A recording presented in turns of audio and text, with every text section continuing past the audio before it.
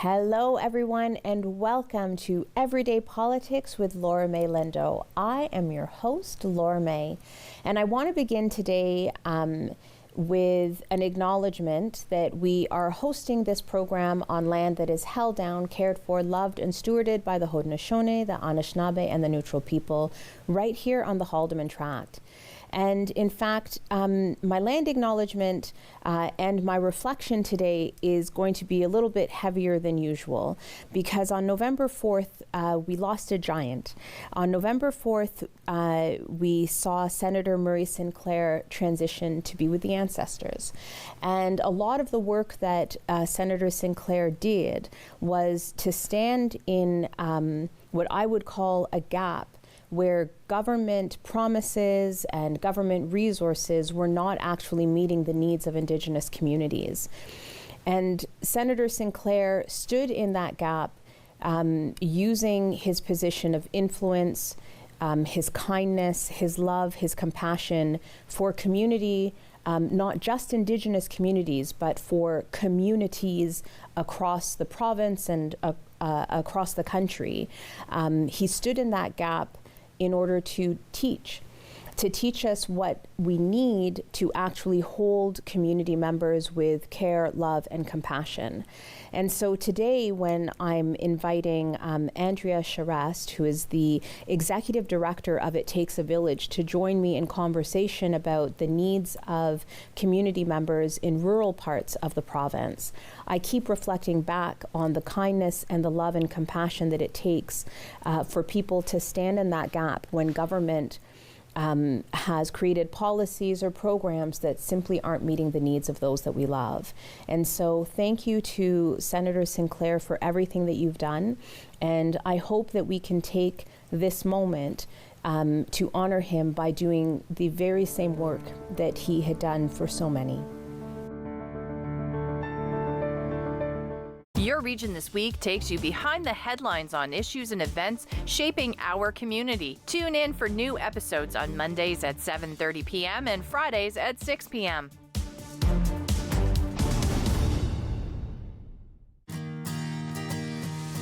Hey, what's up? We're Chris and Cam, host of What's Buzzin' right here on Rogers TV. We talk about local trends, we interview local guests, and we overall just have a lot of fun. 8 p.m. Wednesday nights on Rogers TV. Stay tuned. Hi, I'm Stacey Bester, the host of Sweet Occasions here on Rogers TV.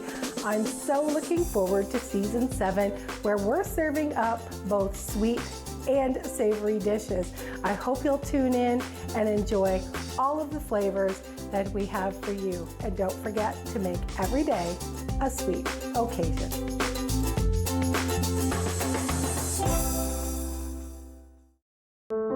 Are you low on food?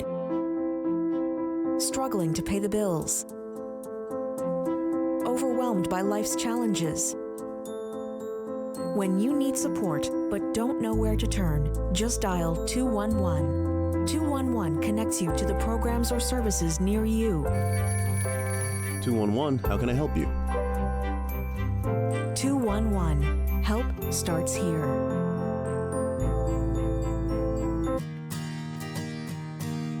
Hey, we're Chris and Cam. We are the hosts of What's Buzzin' right here on Rogers TV. We are that show that chats all things trending, interviewing local guests, and we embarrass ourselves a little bit too. That happens. Yeah, honestly, we're that talk show you definitely want to check out. We're super fun. We have on local guests and things that you want to check out in the community. You can check out on What's Buzzin'. Yeah, it starts here. Starts We're gonna have here. a lot of fun, and that happens on Wednesday nights, 8 p.m. on Rogers TV.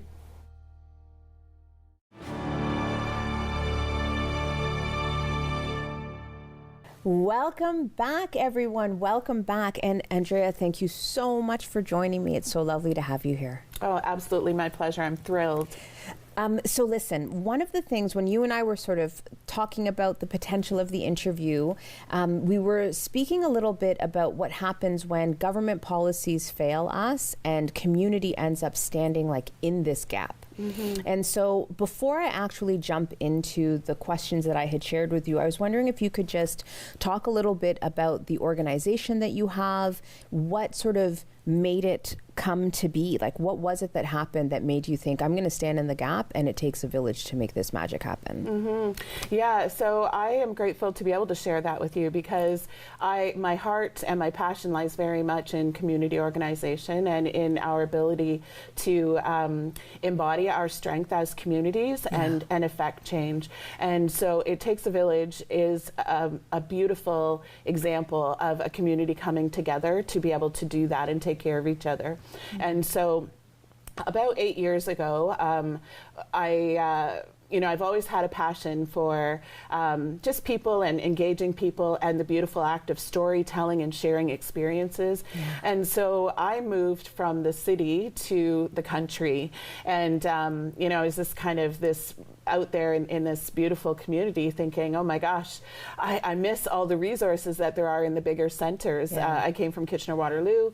And so I felt, I kind of looked around and I thought, man, there's no signs here, no visibility of social concerns, no visibility of the very human experiences and conditions that people have experienced for hundreds of years. And one day I was out walking and I saw a woman. And I was out with my children. I saw a woman, and she really intrigued me a great deal. And this woman was walking up a trail, a bicycle trail, and she had on a backpack that was quite heavy. And I remember thinking to myself, I was very intrigued, and I thought that backpack looks like it has a story. It looks like it holds everything, that woman has. And so I was very intrigued by her, and her face really brought to my mind in those moments about how in rural communities we can actually work to hide those very human conditions. And so we talk about inclusivity in rural communities. That's something we hear a great deal of, but what I really began to wonder is that performative or is that authentic? And this woman coming up out of the bike trail, who I did end up getting to know, and I did understand that she was living in a tent back down this bike trail, but what she really was, I feel, a very poignant example of is the need to be able to speak life out loud and pull a community together, because that is the best way to create a healthier community and a strong community. And so in It Takes a Village, with this woman's face really guiding a lot of philosophically what I wanted to see happen. I just put it out there on social media. I think there must be a way for us to get together as a community and support each other in ways that don't involve money, don't involve identification, don't involve having to prove whether you're hungry, what your needs are. It's really just simply about people taking care of each other. And so with that sort of those fundamental guiding principles, myself and another woman, Janie Pape, organized our community to pull together and create It Takes a Village. So initially and to where we are now has been just a profoundly moving journey. And so what we were able to do is our models in It Takes a Village. So It Takes a Village is independent. We're funded 100% by community donations, which is strong and telling in and of itself. Absolutely. We're a physical space. We're a storefront on the main street in Listowel. We have a moneyless secondhand store in the front where no money is required to shop there. We have a self-attesting food bank so that people can access food anytime that we're open, once a week, and no identification is needed for that either. We also have other things that we do as well, as in terms of supporting people to access from rural areas to access things that are in bigger centers like court, intake interviews over Zoom, things like that. We do a lot of education and a lot of advocacy as well. So it's really grown into something fabulous. We have over 30 volunteers now, and that was just simply started by the power of people saying, okay, we are the ones that need to make some changes and to rally that and find that strength within the community to do those changes. So it's a fantastic example of people being able to work together in community organization. And so when you folks started, it wasn't like it was focused on a particular social issue. It was just focused on building community, like being together for each other as community.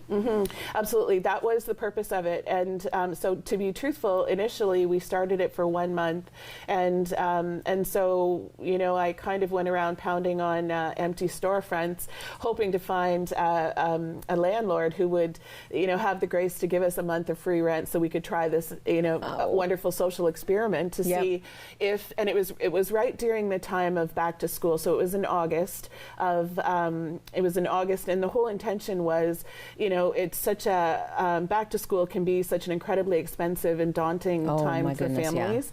And so what we were really just trying to do is have a space where people could bring their items, people could take their items, and then we would also we expanded a little bit to have food there, so people could access food as well. And that 1 month experience just demonstrated the strong need to have more supports in the rural communities. So it's really interesting that the model that you had was community first, community centered, at a time where government is saying that they are investing, especially in rural communities. I've been hearing a lot about provincial investments in rural communities. And so I want, as that is the backdrop, to just sort of ask you a little question about something that the government had said in January. So January of this year, the government was at the Rural Ontario Municipal Association, so they were at Roma, and often they have like a big announcement that they will make when they go to these bigger conferences and such. And so they had stated that they were making, their language was historic investments, right? So these historic investments were going to help to grow more jobs, have more homes, the infrastructure, make the infrastructure available for more homes, etc., in the rural areas. And just based on what you've seen, because that means you, for 8 years, you've like navigated the pandemic, right? Like with this organization, and those volunteers have grown out of a variety of needs that I don't think any of us could have ever anticipated. Would you say that you are feeling these investments, these historic investments that the government is making in the rural areas? I think my answer to you would be what I'm feeling is profound disappointment and disconnect. And when I look at this, I consistently see that there is a demographic of community members in rural areas that are not being considered in these decisions. The word historic in and of itself troubles me, because when we look at historically where money's been, I'll use the word thrown at, which is I use that loosely, but when we look at some of these initiatives that are put in place, to benefit smaller communities or benefit more marginalized people in these smaller communities, historically that has not happened. And when we look at this profound amount of money that is coming down to build those things, to build housing, to build infrastructure, to address those things, that is to address, in my humble thinking, a certain level, socioeconomic level of community, and it very much disregards many, many other people, in my opinion. You know what? That's really important for us to sort of just take a moment to think about, because I think I was even saying this to you before the camera started rolling. I'm from like city centers, right? And so living in the bigger cities, you often think somebody goes to the rural area for peace, that there's no poverty there, that you're not dealing with food insecurity, that you're not dealing with substance abuse or addiction or mental health needs or any of that. Like, they have everything. They have the calm and the peace, and that is the quote unquote infrastructure, right? But during the pandemic, I started to realize that that was not actually how it is in rural areas, and that sometimes being so far away from neighbors, being so far away from whatever kinds of social services one needs, whether it's like healthcare services, having to drive into town to get to the doctor or that kind of stuff, that there are a lot of other kinds of social issues that are happening in rural areas that we don't necessarily talk about. And so I'm wondering if, again, from your vantage point in this organization, like, it just sounds brilliant, right? To just be present in whichever way community needs. What are some of those sort of hidden needs in rural areas that aren't necessarily being adequately addressed, or people aren't getting the support that they need? I think the top three that I would say, there's many that are going around in my mind as I'm listening to you speak, but the top three would be definitely housing. Yeah. And I would say mental health support would be another one, and I would say support with substance use dependency, and those are sort of the top three that I would look at right now. We also have a lot of seniors who are navigating poverty, and that's a big one as well, and I think oftentimes seniors are overlooked. Yeah. Particularly in rural areas. Yeah. And, you know, I have the I would say honor to connect with seniors fairly consistently who are navigating food insecurity and poverty, and who have worked their whole lives and really don't want their family to have an understanding of their struggle from a dignity component. So I would say that those are the issues right now that I would draw attention to. And, you know, that, as I say, with this funding, those are the people who are not going to be considered, I don't feel, in this, the government's historic funding. You know, it's really interesting that you raised that as well. Last week, I was blessed to have Sharon Livingstone on speaking about later life homelessness and older adults and their experiences of being unhoused, right? And in that conversation, we were raising the point in time count, because that was it has just recently happened. So we're just waiting literally for some of that data. And she was talking about the fact that oftentimes these groups are the groups that get missed, even when they do these point in time counts. But that her hope was that her own advocacy, like making sure that she was at some of these tables, both like locally and provincially, that would help to make sure that we don't lose track and lose sight of the real issues that are facing older adults, right? And I wonder sometimes, like, to be honest, I don't think I saw anything about older adults in rural areas in like fiscal policy, in the types of policy that the government is talking about. In the past, have you heard the government talking about older adults in rural communities in particular, or what their needs might be? Not as a prominent population, or a prominent population that's navigating concerns, no. I feel that is most certainly a demographic of community that is overlooked in many, many ways. And then when we talk about things like substance use, and even trying to address the root causes of what would lead somebody to be navigating addiction at this time, even that we tend to think of urban areas as opposed to rural areas. Are you hearing or seeing any kind of development of supports for substance use, supports for folks that are navigating addiction in the rural areas that you've been working in?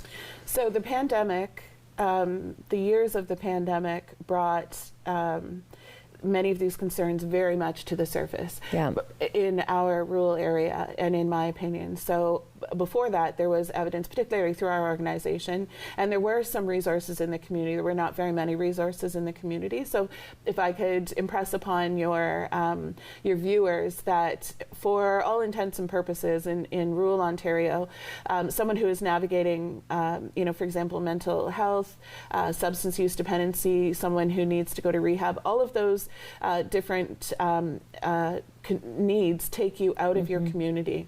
So you have to leave your supports, you leave your family, you leave, for the most part, you leave everything that you have to fall back on to be able to go and access service. And then when you do that work and you do these amazing steps and you work on your wellness and you work on getting yourself into a place where you're feeling so much better and you're so much healthier, and then you come back to the community, where your people are, where your supports are, in terms of familial supports and community supports, but not supports that are going to help you maintain that wellness that you achieved while you left. And consistently, I have the experience of seeing people who relapse, people who, and so when I look at, I think about this amount of funding, and I hear these sorts of things, and truthfully, I can't help but think how incredibly irresponsible it is to want to bring money to these things that build infrastructure, build housing, and yet not have, not be ensuring to the communities where this money is going to go, if it's even going to get there, to the communities, that you have the knowledge and you have the commitment to also be funding, building those other networks in terms of health. And you touched on, I know that you've asked about social determinants of health. Where are those things being considered in this in these other kinds of policies? Funding? So essentially, when I look at it through my lens, this is saying, okay, we're going to do this, we're going to do this, we're going to do this, but we're also not going to look at this very important part that is necessary in building communities when we're asking for this to be developed with this money.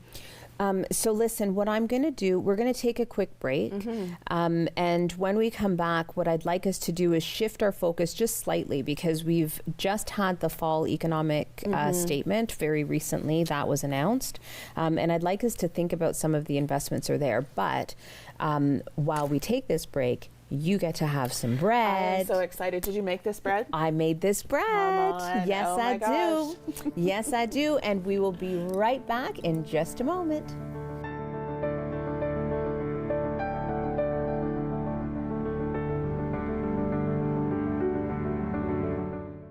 Personal finance show that dares to ask those money questions you've always wanted to. Join Mike Bregueth when he talks with experts on all aspects of money. Money Matters with Mike Bregueth, Thursdays at 8 p.m. on Rogers TV. Do you like talk radio? Catch a televised simulcast of The Mike Farwell Show. Listen to callers rant or rave. Watch interviews with guests on topics impacting your community. The Mike Farwell Show, weekdays from 10 till noon on Rogers TV. Piece by piece. Watch Piece by Piece at home. From revolutionary artist Pharrell Williams, experience a movie unlike anything you've ever seen. Music was mesmerizing to me, and that became my superpower. With the biggest star-studded lineup in the Lego universe. That's incredible. That's Pharrell on the hood. I was always a bad gangster, but you brought out a smile. Look what we can do when we come together. Piece by piece.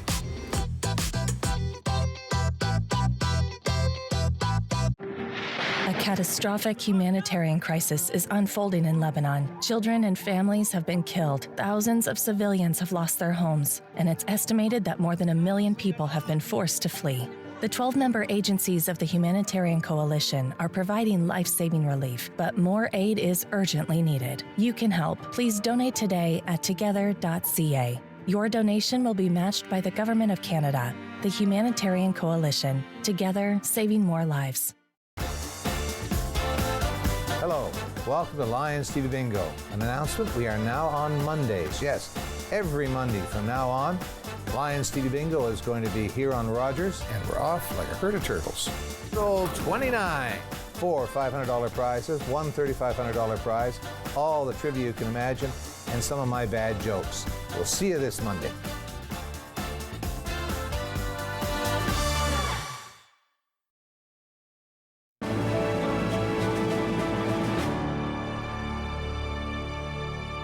Welcome back, everyone. Welcome back.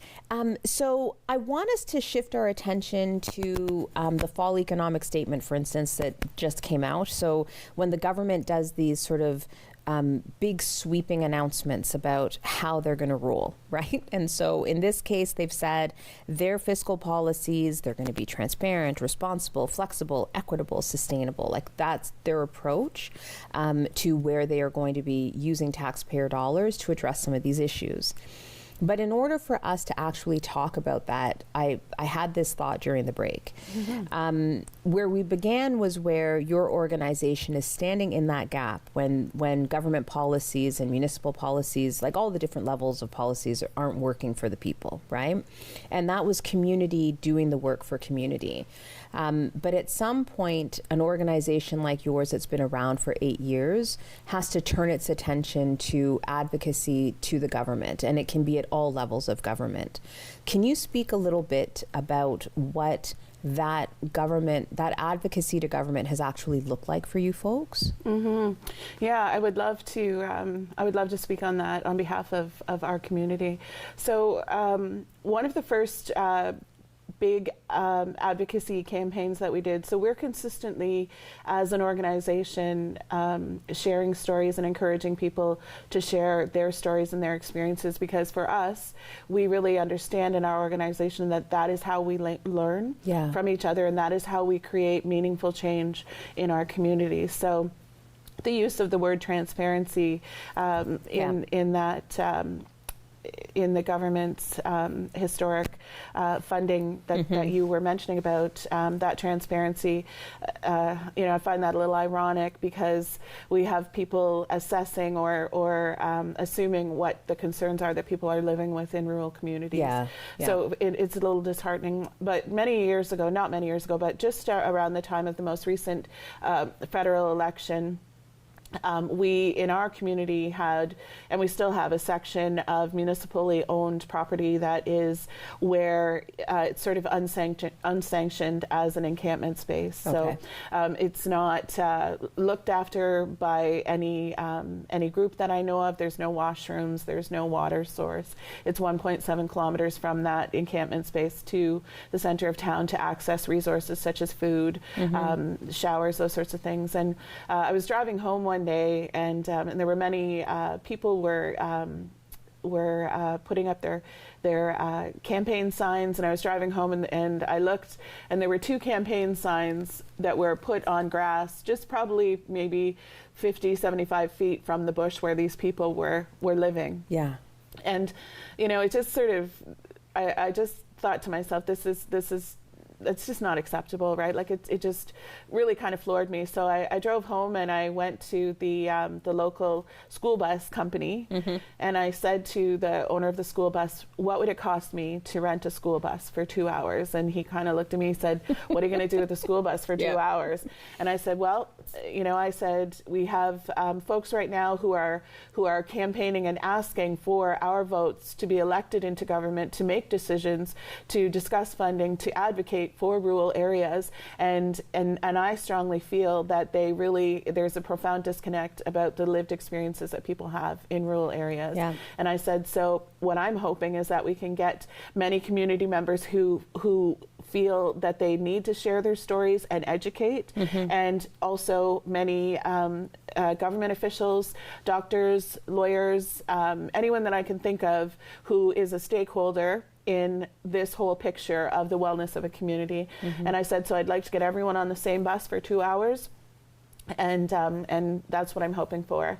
And, there was the brief moment of, whether he thought I was serious or whatever the case may be, but he said, are you really going to do that? And I said, yeah. And he said, then I'll drive the bus. Wow. And so I did go back to many community members, and I said, look, this is what I'm thinking. I said, your story, so people, trying to survive on ODSP, people navigating substance use dependency and what that looks like in a community, loved ones of people navigating many situations such as homelessness, mental illness, substance use dependency, people living in tents, all of these really important stories that I just feel would be irresponsible for people to be elected into positions and advocate for things that they really just had no understanding of.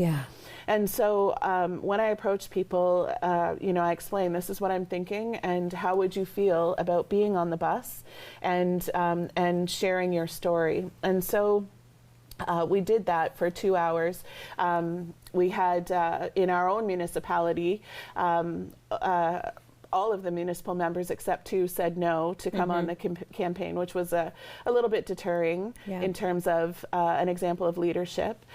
We had some doctors, we had many candidates, federal candidates, provincial candidates. So it was really, I would say, a success in that many people got to share their stories and really impress that human component onto these decisions that are being made at an entirely different level. And that was called the No Fixed Address. Absolutely. That was called the No Fixed Address campaign.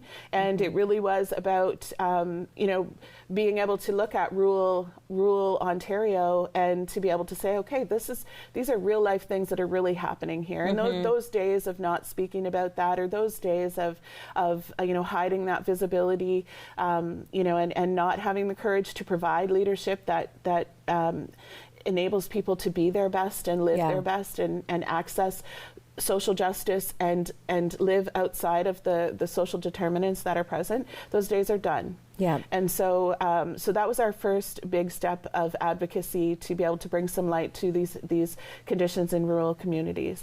And so one of the things that I promise for those that are watching is that I will ensure that there's a link to, there's actually an article in the Toronto Star about the No Fixed Address campaign. Yes.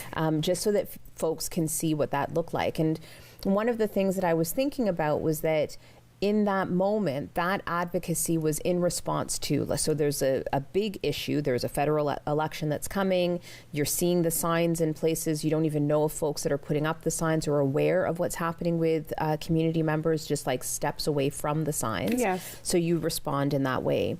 But over the course of the last 8 years, I'm going to take a gander that the advocacy to government has become like proactive. And so there may be things that you are doing as an organization that are sustaining that attention on some of the bigger gaps, or at least letting folks know, whoever the elected officials are post-election, that certain things have worked, certain things have not. Certain gaps are growing, certain gaps are growing. I was going to say closing, but I don't think they are. So there you go.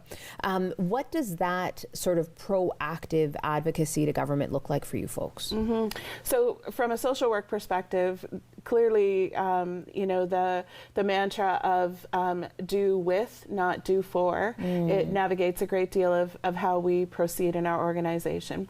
So our, really what we do is we listen to what people are saying. Yeah. We hear the stories, we hear the concerns, we build that rapport with people, and then say, okay, what do you need to do to be able to get that message, your story, your experience, the needs that you're experiencing or you see? What do you need us to do with you to be able to get that message to the places that it needs to go? So storytelling is a big method that we use to encourage people to share their experiences and mobilize a community to advocate toward government for some of the changes. So some of those, the pandemic really brought some incredibly painful experiences people were navigating in rural areas to light. And I appreciate that many of us struggled through the pandemic, but particularly people who were marginalized and experiencing, those social determinants in rural areas were hit so incredibly hard. Yeah. So from that time, that really shed a lot of light on the need for more resources, and being able to say to municipal leaders or government leaders, say, this is what people are experiencing in these communities, right? People, we know that substance use, the use of substances in rural communities, in any community, but that became so much higher. Yeah. We know that mental health in rural communities, when everything else closed down, people experiencing mental health crises, that was unraveling on the streets in very public displays and painful displays. Yeah. We know that people accessing resources like showers, like food, places to have meals, all of that came to the light during the pandemic in rural areas. And so a great deal of our advocacy is that. Yeah. To be able to say, and again, I bring it back to the budget that you were touching on. What percentage of that money is even going to get to these smaller communities, that are doing that work, that are providing the food banks, that are providing the showers, that are providing all these things. What money is going to get to those folks to do that immediate work? Well, that's been one of the big questions that I have had, to be honest, because when I was an elected official sitting at the provincial table, there were always talks of billions of dollars going here, billions of dollars are going there, and we emphasize the B in billions, but on the ground, like, regular people are looking for $5 to try and navigate like that moment, right? And so there was always a disconnect in the way that we spoke about money that would become the resources that folks apparently needed and what was happening on the ground. And the longer I was in office, the more I realized that the money sort of it trickles down and then sort of stops. And so, I was speaking, I think one of my earlier interviews was talking to folks in Children's Aid, and they were saying even when the provincial table is announcing X amount of dollars coming here, that's not going to the local agency that's supposed to be providing some of the preventative support. At least that's what we thought was supposed to be happening. When I was speaking to other folks around the closure of the safe consumption sites, we're talking about money that should be in healthcare. I would assume it would be healthcare dollars because this is a healthcare problem, not a criminal justice problem. Exactly. And so healthcare dollars that are sort of being rerouted away from what it is that community needs and towards, I actually don't even know where it's going. And so, when I was thinking about the fact that you and I are having this conversation, October 30th is when the fall economic statement dropped. I'm curious to know what kind of resources we would want to see and whether or not, at least in the time that you've been doing this work, when they talk about an infrastructure investment, is that actually helping with the food insecurity issue that we're having or the supportive housing issues that we're having? And how different would that look if we actually spoke to people on the ground? I don't even know if I had a question in there. Maybe it was just a rant. But I'm struggling with the disconnect between this grand announcement of what's going to happen with our taxpayer dollars and sitting down and speaking to people about what folks actually need. And I'll just say that I'm trying very hard to have my game face as you're talking about that. Lovely. My passion is, as you're speaking, I'm like, my passion is going. So so with respect to supportive housing, what we really need to look at in rural areas is more access to healthcare and to supportive housing. So, we have many folks, and the thing about that is that we know that, for example, our nation is in an opioid crisis. Yeah. That's not a secret. We know that. We have, Ford considering closing, Ford mandating that he's going to close safe consumption sites. What does that look like? By March. Yeah.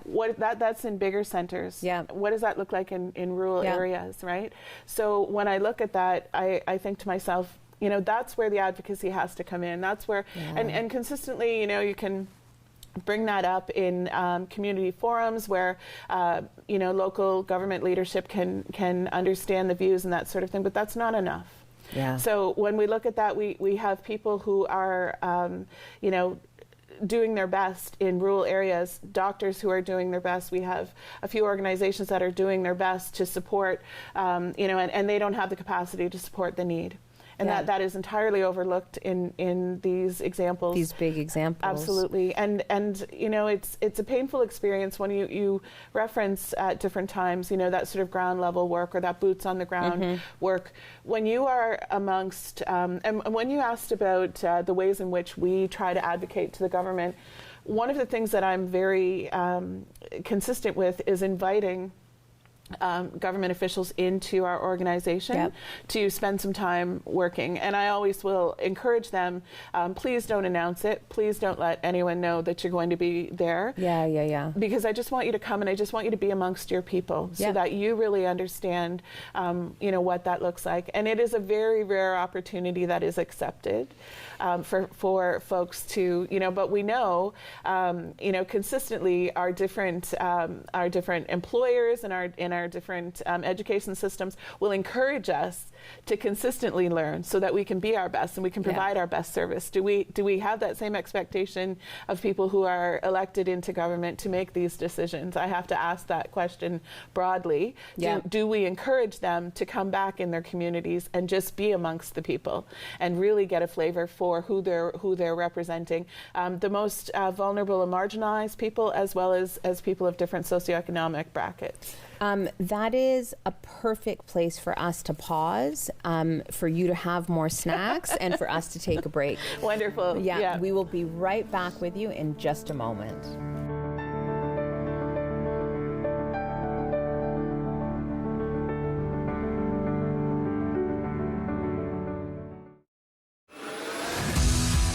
Hey guys, Steph here from The Cruise TV, the show where we talk about the people and stories behind the coolest cars on the road. Join us on Sundays at 8 p.m.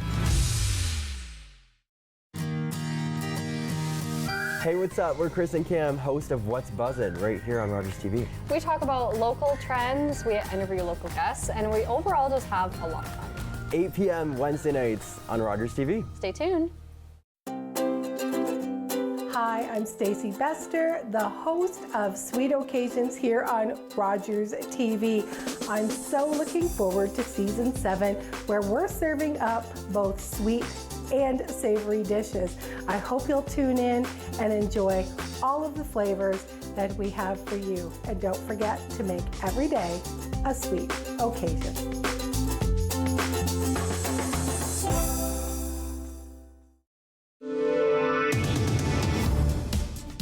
Your Region This Week takes you behind the headlines on issues and events shaping our community. Join Anandi Carroll-Woolery as she updates you with in-depth stories. 519 Sports Online has highlights and athlete profiles. Tune in to Your Region This Week with new episodes Mondays at 7:30 p.m. and Fridays at 6 p.m. When I was diagnosed with Guillain-Barré syndrome, I was deteriorating in front of everybody. All my life I lived with sickle cell. I went through a tragic crisis that put me in a coma for 3 weeks. While I was in there, I received a lot of blood to put me in a healthier state. I was given the plasma then through IVIG. Even though that happened so long ago, it still has a massive impact on me today. Thanks to donors, I can live another life. Because of you, I will be seeing my grandchild.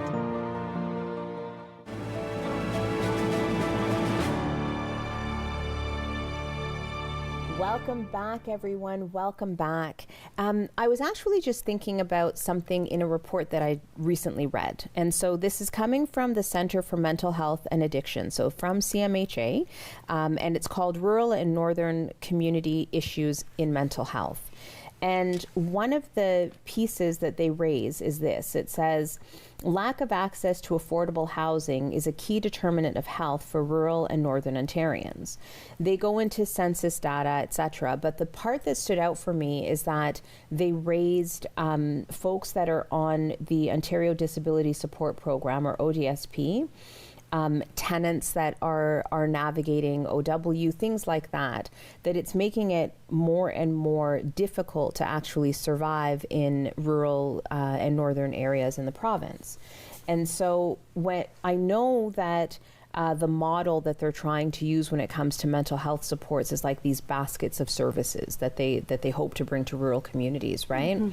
But in a situation where the folks that are relying on government services like ODSP to help support them, and there's barriers within that program. I heard about that. I still consistently hear about barriers in that program.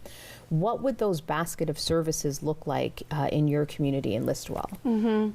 Well, the first thing I would say to that is that we cannot do our work, we cannot do our social work, we cannot do our community work with people who are hungry. Yeah. With people who are unhoused, with people who are unwell and are not able to access any other services because they cannot afford to do that, particularly when they are accessing government financial support, OW or ODSP. So when we look at that in our communities, in the rural area, what that looks like is someone, not being able to find any housing, and not being, sorry, I have to cut it there. Sorry, I just completely. Don't worry. I'm thinking about what you said, and I had like a million other things in my head.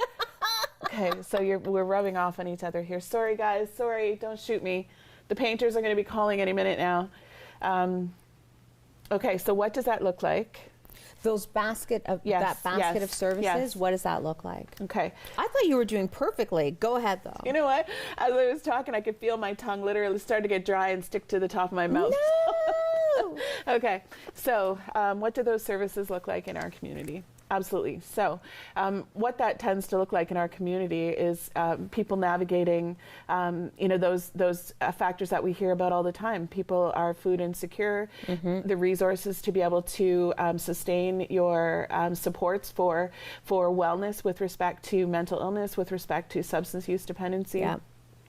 All of those things are factors. So when we talk about care in place, we have to look at all of those resources, and if those resources are not there, we cannot support people in rural areas to be their best. And so something like a lot of people are growing accustomed to hearing about the social determinants of health. Yep. And a lot of people are now getting this language of place-based services. I know during the pandemic when we were looking at aging in place, so then that was bringing that idea of being able to stay at home where you're rooted as you're aging. And in this situation, as we're talking about some of the issues that are impacting folks in rural communities, we're talking about, being able to navigate services to address addictions or substance dependency, things like that, mental health supports that you need in communities so you can remain rooted. Can you speak a little bit about sort of clarifying this notion of the social determinants of health? I feel like a lot of the people listening, just based on other interviews that I've had, would have a decent understanding of that place-based part. But the social determinants of health, I feel sometimes we think of affordable housing is separate from the social determinants of health. And so I'd just love you to talk a little bit about that if you're good with that. Absolutely. So we know that in rural areas, hospitals, by example, emergencies in hospitals are closing. They're not open as long as they are. We look at people who, when we talk about social determinants of health, housing, access to food security, there's some pretty basic things there that we need to ensure that people have in place so that they can be well. And if those things are not in place, which consistently I can tell you from the boots on the ground perspective, the resources for those in rural areas are lacking profoundly.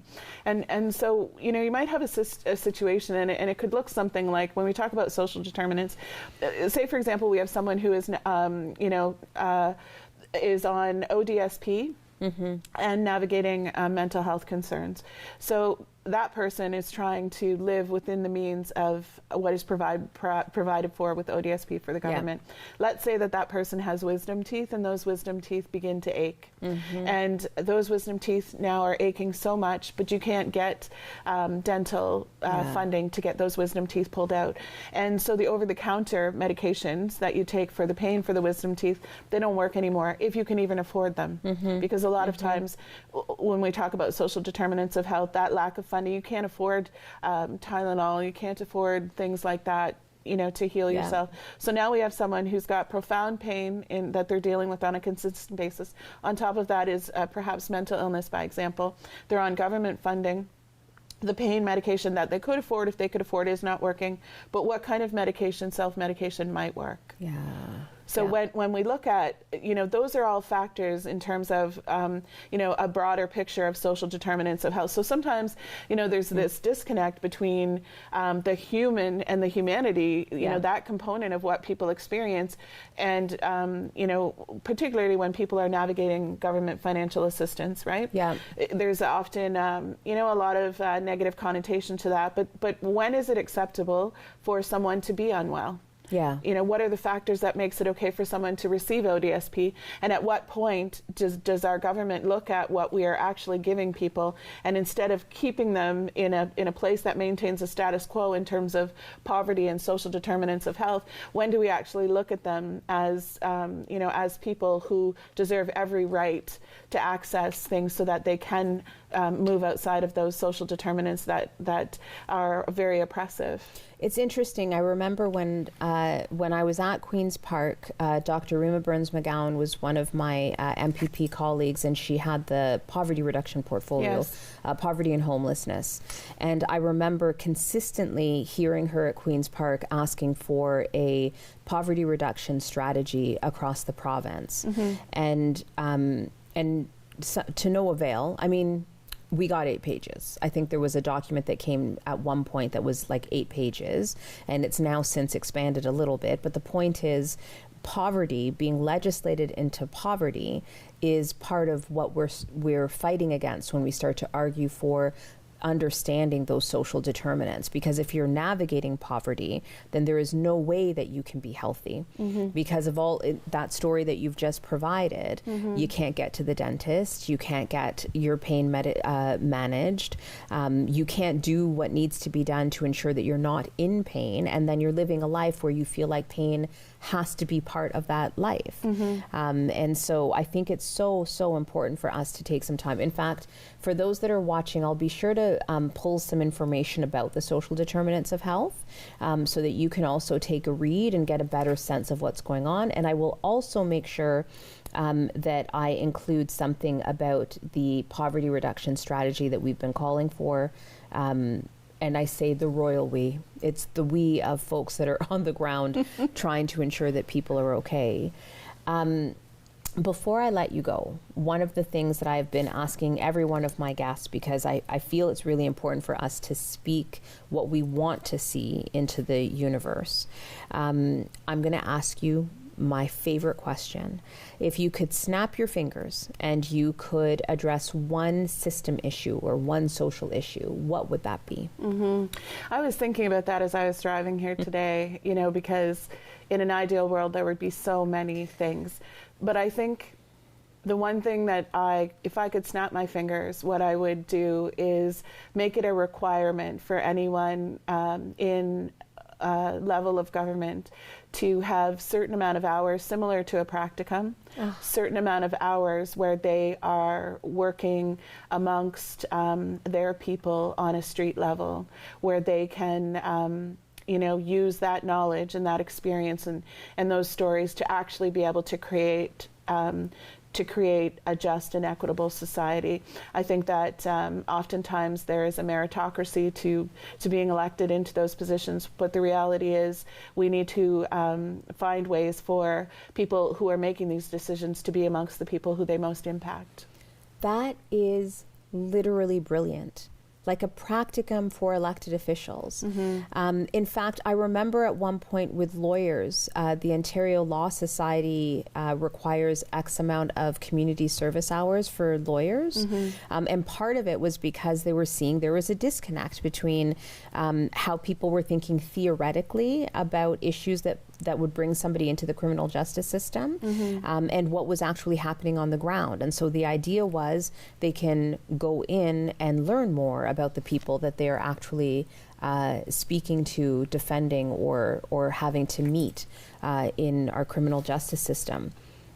I think that's brilliant. Absolutely brilliant. I think when you have a senior, and I've seen it many times, you have a senior, by example, who is waiting for their CPP to come in at the end of the month, and they come into an organization to access food where they don't have to give any ID, and they say to you, I just need a roll of toilet paper and a can of soup to get me through the next day until my CPP comes in. And on the flip side, they can see on the media that we have government officials who are spending thousands and thousands and thousands of dollars on meals and retreats and different things like that. It is a devastating experience for people, and I think that the only way to be able to improve upon that is to create a system whereby there is more accountability to people who are elected into positions where they have to maintain a certain level, certain amount of hours to be able to have the privilege of having a position in government. And it is a privilege. It is a privilege, 100%. It is a privilege. Yep. It's an honor. Thank you, Andrea, for spending some time with me. Thank you for that brilliant response. And thank you and everybody at It Takes a Village for standing in that gap. And for those that are watching, we will be right back.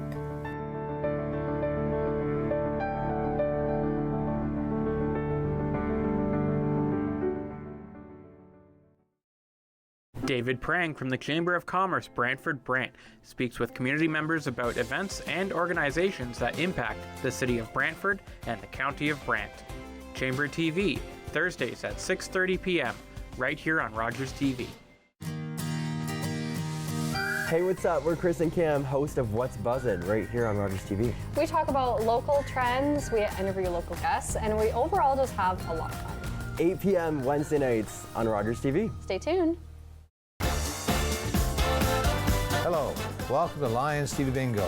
An announcement, we are now on Mondays. Yes, every Monday from now on, Lions TV Bingo is going to be here on Rogers, and we're off like a herd of turtles. Roll 29. 4 $500 prizes, one $3,500 prize, all the trivia you can imagine, and some of my bad jokes. We'll see you this Monday.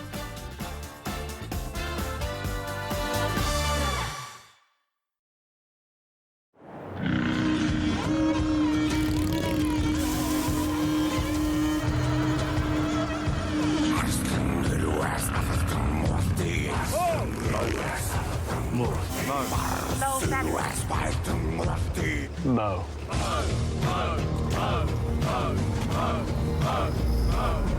The moustache is calling. Raise funds, save lives. Donate at Movember.com.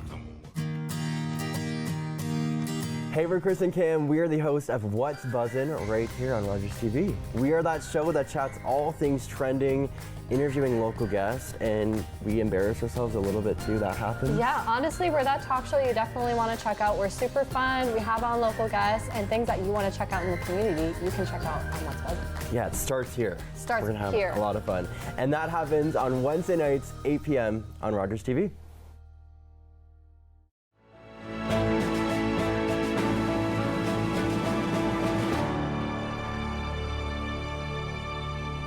Well, hello again, everyone, and thank you so much for tuning in. Wasn't that amazing to hear from Andrea? Honestly, she just shone some light on what's happening in rural parts of our province, and I think it's so important for us to spend some time thinking about that. One of the things that I'm going to do for anybody who is watching is make sure that I have links to It Takes a Village, so you'll have an opportunity to check out her organization. There's also the news article for the No Fixed Address Tour, which was in the Toronto Star, that was in 2021.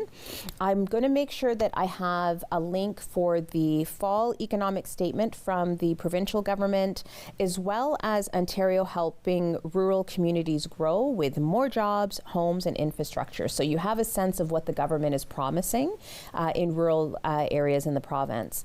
And right before Andrea left, she mentioned to me that It Takes a Village is also going to be hosting their major fundraiser. So it's their annual fundraiser.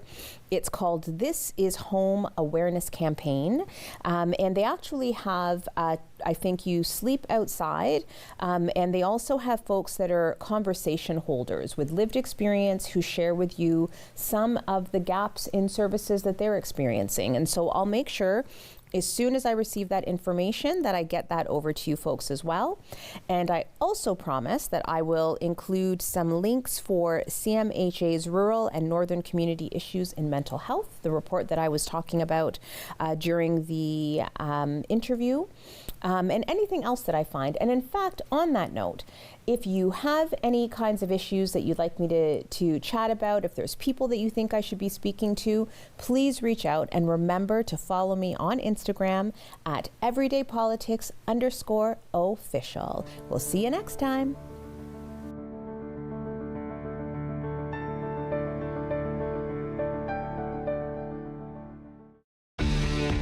Connect with us by visiting our website or email us at comments@rogerstv.com.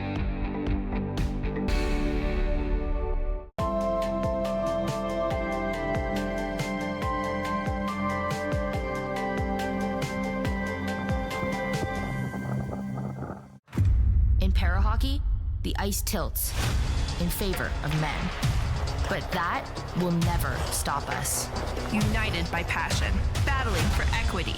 We are the National Women's Para-Hockey Team of Canada. We're here. We're hungry.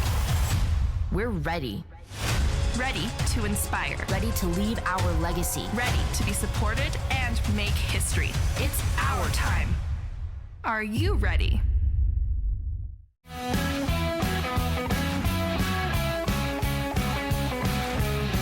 Guelph, the Royal City. Learn about the people, places, organizations, and events that make up your hometown. Join us each and every episode to learn more about Guelph and what's happening in the Royal City.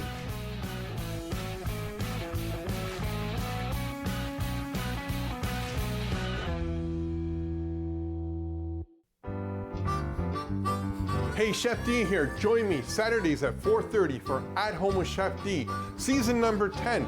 Thanks so much for that. Hey, we're going to go back old school. We're going to join Julia Child and Graham